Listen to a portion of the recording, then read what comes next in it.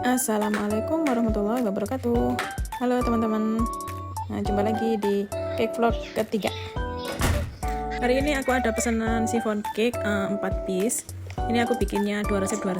Sesuai dengan pesanannya, chiffon cake-nya ini kan rasa pandan. Rasa pandan itu biasanya aku bikin resepnya itu ada santan karanya ya. Tapi kalau dipakein santan itu biasanya itu kue-kuenya itu nggak bisa tahan lama. Nah, untuk menyiasati biar kuenya bisa tahan lama, untuk resep untuk takaran santan karanya itu bisa kalian ganti dengan air putih biasa. Kalaupun itu pakai susu itu juga sama aja sama kayak santan. Tapi kalau santan itu lebih cepet jamurnya daripada susu. Dan susu lebih cepet jamur daripada air putih. Jadi mending pakai air putih aja ya. Apakah dengan mengganti pemakaian susu atau santan kara menjadi air putih itu akan mempengaruhi hasil jadi dari kue itu? Enggak. Tapi memang akan berpengaruh di rasa saja, karena kalau memakai santan itu rasanya tuh kuenya jadi lebih gurih ya santan. Bikin chiffon ini susah gampang ya. Aku pun sering bikin chiffon ini, kadang berhasil kadang enggak, itu tergantung dari pengocokan putih telurnya.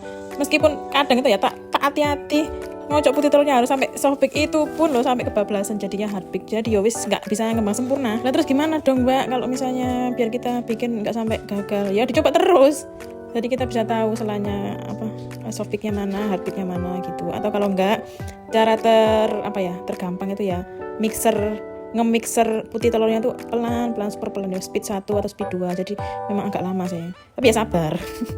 Kadang aku kalau bikin itu ya, kadang speed 2 tak kasih gula kan dikit-dikit, habis itu tak naik ikunya speednya, jadi malah kebablasan hard bake. Jadi cari amannya aja, pakai speed 2 gitu aja sampai soft bake.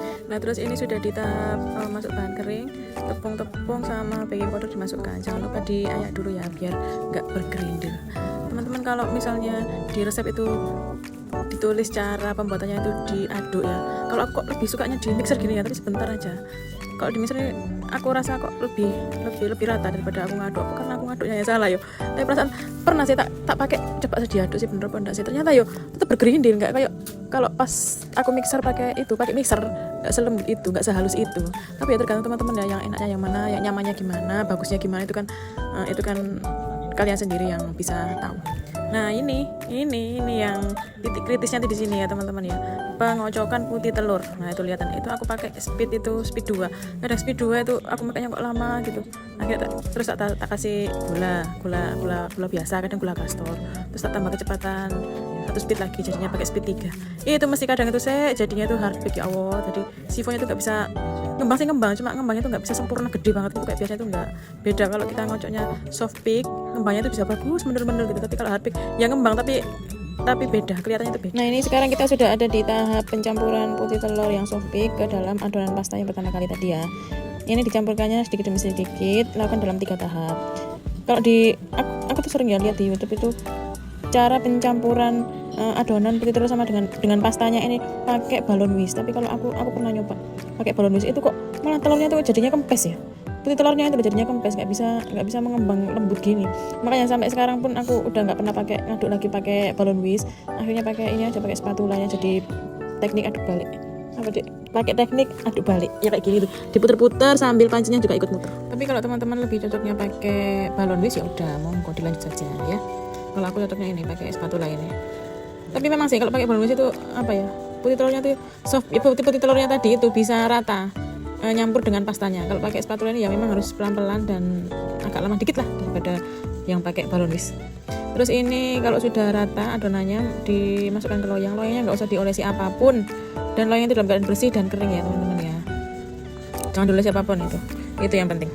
Oke lanjut, terus kalau sudah tinggal dimasukkan oven.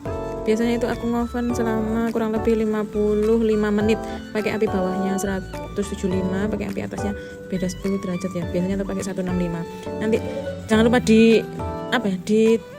dicoba kuenya, dipencet-pencet dikit, kalau masih bunyi nyes berarti belum kering. Jadi tambah lagi waktu pemanggangannya. Kalau sudah mateng, sudah kering semua, nggak nyes langsung dibalik. Setelah keluar dari oven itu langsung dibalik ya loyangnya ya.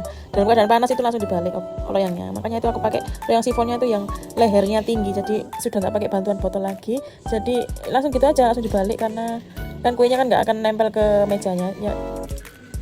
Setelah dinginnya harus sampai benar-benar dingin loh ya teman-teman ya. Jangan sampai anget-anget itu langsung dikeluarkan, jangan. Nanti pasti kuenya, karena kuenya tuh lembut sekali. Kalau misal anget-anget dikeluarkan dari loyangnya pasti nanti ambrol ya, jadinya nggak bundar lagi.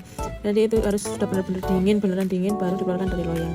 Kalau ini cara aku mengeluarkan sifon dari loyangnya dimiringkan langsung disisir pakai pisau yang tajam. Itu pisaunya aku yang murah loh, malah tok cerok daripada yang lain-lain. Oke, setelah dikeluarin dari loyang, lanjut kita packing ke kerdus dulu, dus tar ya itu. Aku pakainya itu pakai yang ukuran 24x24, tingginya kalau nggak salah kurang lebih berapa ya, 10 cm mungkin. Nah itu agak cukup sih, atasnya tuh agak mumbul dikit kuenya, tapi nggak apa-apa lah, jadi kelihatan penuh dan bagus. Oke teman-teman, sekian dulu video kali ini. Jangan lupa next nonton lagi ya. Terima kasih.